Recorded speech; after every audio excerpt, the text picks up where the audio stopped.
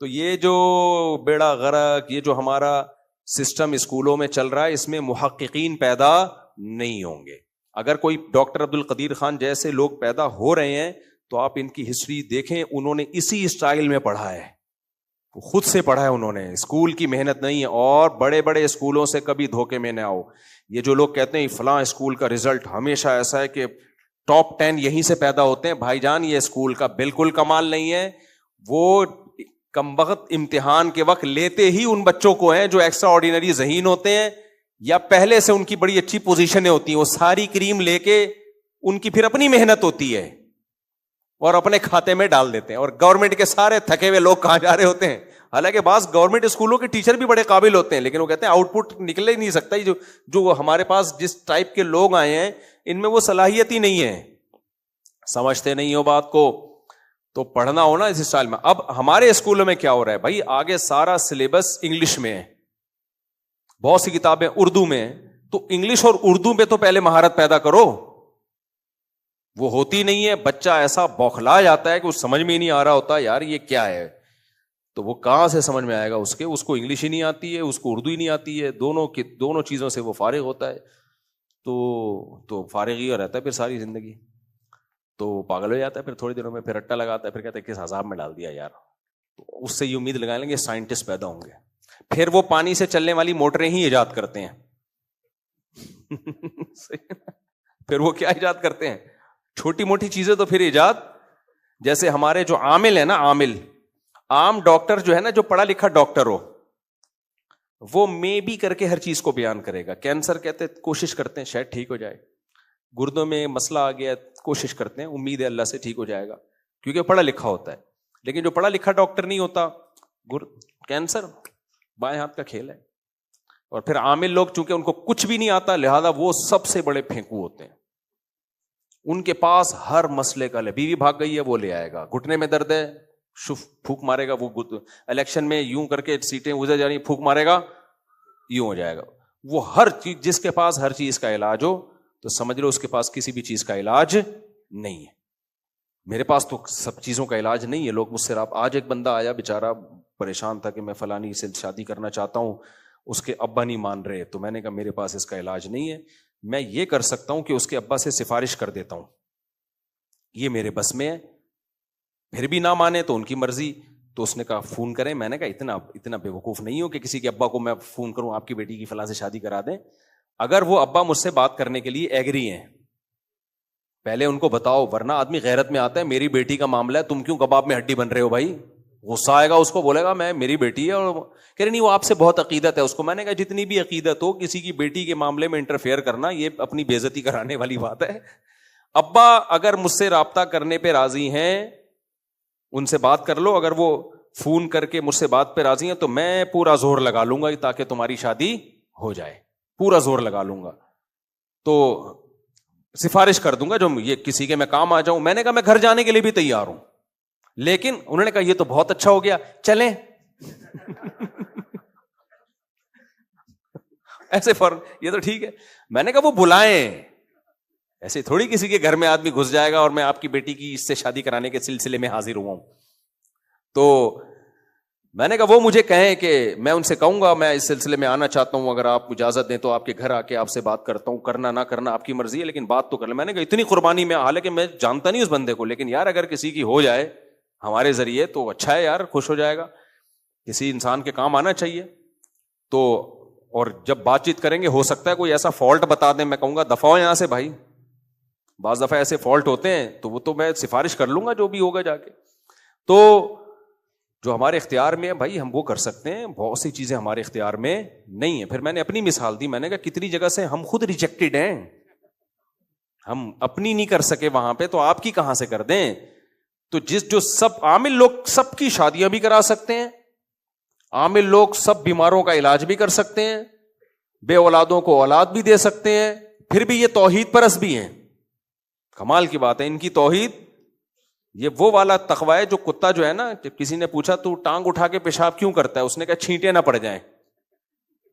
Gutter کا پانی پیے گا ناپاک نہیں ہوگا، ہر وقت گندگی میں کلابازیاں کھائے گا ناپاک. تقوی آئے گا ٹانگ اٹھا کے پیشاب کرنے میں کہ چینٹیں نہ پڑ جائیں.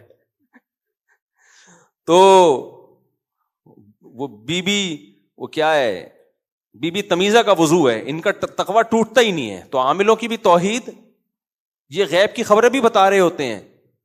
پھر کہا جائے کہ یہ تو شرک ہے، کہتے ہیں بھائی اصل غیب کا علم تو اللہ کے پاس ہے، ہم غیب کا دعویٰ نہیں کرتے، بس کچھ علوم ہے اللہ نے ہمیں دیے ہوئے ہیں، تو اسی کو تو غیب کا علم بولتے ہیں، کچھ علوم دیے ہوئے وہ ہم بتاتے رہتے ہیں. تو ان کا تقویٰ بی بی تمیزہ کے وضو کی طرح ہے.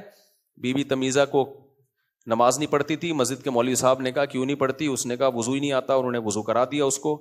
کہ اب تو پڑھے گی نا، اس نے کہا ہاں پڑھوں گی میں. 10-15 سال کے بعد امام صاحب کا دوبارہ واسطہ پڑا، بی بی تمیزہ سے نماز پڑھ رہی ہے، الحمدللہ جب سے آپ وضو کرا کے گئے ہیں نماز پڑھ رہی ہوں.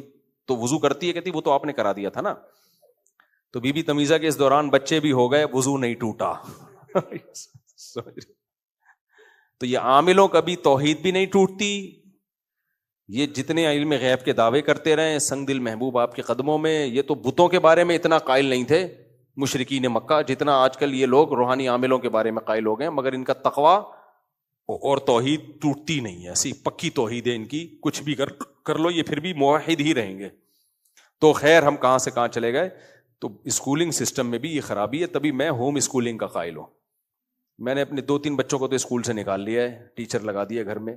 اور بچیوں کے بارے میں بھی میں اس کا قائل ہوں، لیکن یہ ہر ایک کے لیے نہیں ہے، کوئی ریلائبل ٹیچر ملے تب، ورنہ ایسا نہ وہ بیڑا ہی غرق کر کے چلا جائے.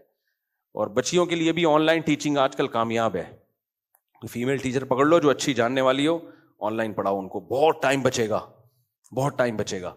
اسکول میں بہت ٹائم لگتا ہے، بہت ٹائم لگتا ہے آنا، اسکول کے کپڑے استری ہو رہے ہیں، ناشتہ تیار ہو رہا ہے، بچوں کے بوٹ پالش ہو رہے ہیں، پھر جا رہے ہیں، آدھا پونا گھنٹہ اس میں لگا لو، پھر وہاں بیٹھ کے ٹیچر سلام دعا اور ہیلو بچوں کیسے ہو، تم ٹھیک ہو، تم کل کیوں نہیں آئی تھی، اچھا ٹوپی کرا رہی ہو، تم کیوں بچاؤ، اس میں آدھا گھنٹہ لگا لو. اور پھر اس کے بعد ہوم ورک رہتا ہے. ہوم ورک پتہ نہیں کیا بیٹھ کے 4 سال تو بچوں نے ہمارے کلر کے ڈبے ضائع کیے ہیں. کیلے میں پیلا رنگ ہو رہا ہے، سیب میں لال رنگ ہو رہا ہے، اور فلانا ہو رہا ہے، یلو ڈے، اور پتہ نہیں کون سا ڈے بلا وجہ کے. یار اتنے ڈے منا کے ہمیں بھی یلو ریڈ کا، ہم نے تو کچھ نہیں پتا تھا یلو ڈے کیا ہوتا ہے، ہمیں پھر بھی بچپن سے یلو کا پتا چل گیا کہ پیلا کسے کہتے ہیں، نیلا کسے کہتے ہیں. خیر خرچہ بھی دبا کے ہوتا ہے. وہی فیس آپ ٹیوٹر کو دے دو یار، ڈبل فیس دے دو، پھر بھی بچت ہوگی. پھر ان کا یونیفارم بھی اسی اسکول سے لو، وہ الگ ان کا بزنس ہے. کتابیں بھی اسی اسکول سے لو، وہ الگ ان کا بزنس ہے. پھر آج فلانا ڈے ہے تو ڈمکانا ڈے ہے، اور پھر چھٹیاں قائد اعظم ڈے، علامہ اقبال ڈے، اور مزدور ڈے، اور اللہ بھلا کرے ہڑتال ہے، اتنی 20 قسم کی چھٹیاں بھی. تو یہ جو ہم نے مدرسے میں پڑھا نا، یہ اصل میں ہوم اسکولنگ والا سیٹ اپ ہی تھا. لیکن ٹیچر اس کے لیے خاندانی ہو تو یہ کام کرو، ورنہ اسکول ہی ٹھیک ہے، ورنہ نہ ادھر کے رہیں گے نہ ادھر کے رہیں گے. تو بہت تیز اسپیڈ ہو جاتی ہے بچوں کی. یہ اتنا لمبا 10 سال جو میٹرک میں لگتے ہیں، یہ 4 سال کی بات ہے، 3-4 سال میں یہ ہو جائے گا، جو 10 سال ہم بچوں کے ضائع. اور امریکہ کینیڈا میں ہی ایسا ہی ہے. وہاں میں امریکہ میں لاس اینجلس جو ہے نا، لاس اینجلس نہیں، کیلیفورنیا میں، وہاں ایک مولانا صاحب ملے مجھے، بالکل اسٹائل بھی مولانا والا، وہ ناراض نہ ہو جائیں کہیں، یعنی دیسی، بالکل کوئی برائی میں نہیں کہہ رہا، بالکل دیسی، کوئی دیکھ کے کہہ نہیں سکتا یہ بندہ لاس اینجلس میں پیدا ہوا ہے. انگلش تو ان کی مقامی ہے زبان. اتنی ڈگریاں ان کے پاس، عالم بھی ہیں اور ڈگریاں بھی. میں نے کہا یار، اور پھر پورا گیٹ اپ اسلامی، کیونکہ وہاں جو بچے اسکولوں میں پڑھتے ہیں ان کے بگڑنے کا چانس بہت زیادہ ہوتا ہے. وہاں کے گورنمنٹ کے اسکول ملحد ہو جاتے ہیں بہت سارے نہیں ہوتے لیکن بہت سارے بگڑ جاتے ہیں، زنا میں پڑ جاتے ہیں، وہاں تو اوپن ہے سب کچھ. ابھی تو وہاں اسکولوں میں ہومو سیکسولیٹی بڑا مسئلہ بنی ہوئی ہے، بچوں کو باقاعدہ بہت سے اسکولوں میں ترغیب دی جا رہی ہے اس کی. تو وہ باقاعدہ اپنے نقش قدم پہ باپ دادا کے داڑھی واڑی، نماز، ٹوپی، پگڑی. میں نے کہا بھائی آپ پڑھے لکھے بھی ہو اور آپ نے اس ماحول میں اپنے آپ کو بچایا کیسے؟ کہتے ہیں ہوم اسکولنگ. کہہ رہے ہیں شروع سے ہی ہمارے ماں باپ نے ہمیں اسکول میں ہی نہیں بھیجا اور ہوم اسکولنگ کو فوکس کیا. گھر میں ٹیچر آتا تھا. تو میں نے کہا امریکہ میں اس کی اجازت ہے؟ تو انہوں نے بتایا امریکہ میں ایک اچھی بات یہ ہے، ایک لا، کہ ہر اسٹیٹ کا الگ لا ہے، تو آپ اپنے حساب سے اس اسٹیٹ میں رہ سکتے ہو. انہوں نے کہا لاس اینجلس کا لا یہ ہے کہ اگر آپ بچے کو اسکول نہیں بھیجنا چاہتے تو نہ بھیجیں، ہوم اسکولنگ کے لیے خود گورنمنٹ ٹیچر کا انتظام کرے گی. کہہ رہے میرے لیے گورنمنٹ نے ٹیچر کا انتظام کیا تھا، وہ ٹیچر مجھے گھر آ کے پڑھاتا تھا، اور سارے کورسز گھر بیٹھ کے کیے اس بندے نے. یہ ہر اسٹیٹ میں ایسا نہیں ہوتا, لیکن گورنمنٹ نے بیلنس رکھنے کے لیے نا تو کچھ ایسا ہے کہ اب لاس اینجلس میں ٹیکسز بہت زیادہ ہیں. ایسا نا سارے بستر اٹھا کے بولے ہم لاس اینجلس جا رہے ہیں, فری فوکٹ کی پڑھائی ہوگی, تو وہ فری فوکٹ کی ہوتی ہے لیکن وہ ٹیکس سے وہ پورا کر رہے ہوتے ہیں. سمجھ رہے ہو کہ نہیں سمجھ رہے؟ پھر رہائش وہاں بہت مہنگی ہے. تو اس طرح سے, لیکن دیکھو ہوم اسکولنگ میں کیا کچھ پڑھ لیے وہ, اور اپنے مذہب اور دین کا بھی انہوں نے قائم رکھا. تو خلاصہ میرے بھائی بات کا یہ نکلا کہ پڑھائی ہو یا کوئی بھی دنیا میں کام ہو, کھوپڑی استعمال کر کے ہو تو پھر صحیح ہوتا ہے. پھر اس کھوپڑی پر عمل نہ ہو تو ایک الگ بات ہے, وہ تو ہم 100% کون کس چیز پہ عمل کرتا ہے بھائی. پلاننگ تو ہونا, پھر اس پلاننگ میں 10 چیزیں گڑبڑ بھی ہوتی ہیں. اس کی ایک مثال دے کے بس میں اپنے اصل آج کے جو بیان پہ آتا ہوں. مثال اس کی یہ, دیکھو کئی سال پہلے کی بات ہے, ایک بڑا جلسہ کیا علماء نے نا کسی خاص مقصد کو حاصل کرنے کے لیے. اس جلسے میں بدنظمی ہوئی, تو کسی نے آ کے شکایت کی حضرت مفتی رشید احمد صاحب رحمہ اللہ سے کہ جلسہ تو بڑا زبردست تھا لیکن بدنظمی بہت تھی. تو حضرت نے فرمایا کوئی بات نہیں, نظم تو تھا نا. کیا مطلب؟ بدنظمی بھی نظم کی ایک قسم ہے, یعنی کام تو ہو گیا نا, بھونڈے طریقے سے ہو گیا. سمجھ رہے کہ نہیں سمجھ رہے؟ تو بھونڈے طریقے سے ہو گیا لیکن کام جو جلسے کا جو اصل ہدف تھا, جو ٹارگٹ تھا, وہ تو پورا ہو گیا نا. تو ہم جب کوئی پلاننگ کر کے کام کرتے ہیں, کام میں ڈنڈی مار لیتا ہے انسان. اس کی مثال ایسے, آپ نے پلاننگ کی کہ میں نے پشاور جانا ہے, بغیر پلاننگ کے بوریا بستر لے کے نکل گئے گھر سے پشاور کی طرف رخ کر کے, کئی مہینے لگ جائیں گے, شاید پشاور نہیں پہنچ پاؤ گے آپ. کیا خیال ہے؟ کیونکہ پلاننگ کے بغیر منہ اٹھا کے جا رہے ہو. کوئی رکشہ آیا, کبھی اس میں بیٹھ گئے, WR میں بیٹھ گئے, جو بھی ادھر کو جانے والی چیز ہے اس میں لٹک گئے. صحیح ہے نا؟ اس طرح سوراب گوٹ پہنچے تو دیکھا ایک بس ادھر حیدرآباد کی طرف جا رہی, پیچھے وہاں لٹک گئے. تو پہنچ تو ایک نہ ایک دن جاؤ گے, اور یہ بھی ممکن ہے راستے میں ہی بڑھ جائے پروگرام آپ کا. لیکن پلاننگ کی آپ نے اپنی جیب دیکھی, یار جہاز کا ٹکٹ افورڈ کر سکتا ہوں تو جہاز, ٹرین کا تو ٹرین. تو اب اس میں عین ممکن ہے کہ آپ ٹرین راستے میں خراب ہو جائے, یا آپ ٹائم پہ پہنچ نہیں پائے, وہ ٹرین نکل گئی, اگلی ٹرین سے جانا پڑ گیا. تو سستی کی وجہ سے, کم ہمتی کی وجہ سے کچھ نقصان تو ہوگا, لیکن وہ نقصان نہیں ہوگا جو پلاننگ نہ ہونے کی وجہ سے ہوتا ہے. تبھی جو لوگ صحت کی پلاننگ کرتے ہیں نا, ہم نے یہ کھانا ہے, یہ نہیں کھانا, یہ ایکسرسائز کرنی, یہ نہیں کرنی, وہ شیطان کیا کہتا ہے کہ جب وہ پلاننگ کرتے ہیں تو وہ پلاننگ پہ پورے اتر نہیں رہے ہوتے, تو کہتے ہیں یار ہم سے نہیں ہوگا. نا نا نا نا نا, پلاننگ کر کے بھونڈے طریقے سے کام کرنا یہ اس سے بہت 1000 گنا بہتر ہے جس میں وداؤٹ پلاننگ آپ کام کرنا شروع کر دو. یہ اس سے 1000 گنا بہتر ہے, کیونکہ اس میں تو آپ کو پتہ ہی نہیں ہوگا کہ یہ طریقہ ٹھیک بھی ہے کہ نہیں ہے, بہت زیادہ نقصان ہو سکتا ہے آپ کو. تو اس لیے ہمیشہ جو ہے نا پڑھائی کے معاملے میں خاص طور پر اس چیز کا بڑا خیال رکھنا ضروری ہے. آج کل بہت صلاحیتیں برباد ہو رہی. پاکستان میں جو کھوپڑیاں پائی جاتی ہیں یہ انگریزوں کے پاس یہ کھوپڑیاں نہیں ہیں. میم سے پتہ چلتا ہے جو کھوپڑی اللہ نے ہم لوگوں کو دی ہے. ابھی دیکھو کل ایک بڑی زبردست عاملوں کے بارے میں میم آئی ہے, بہت زبردست, مزہ آیا.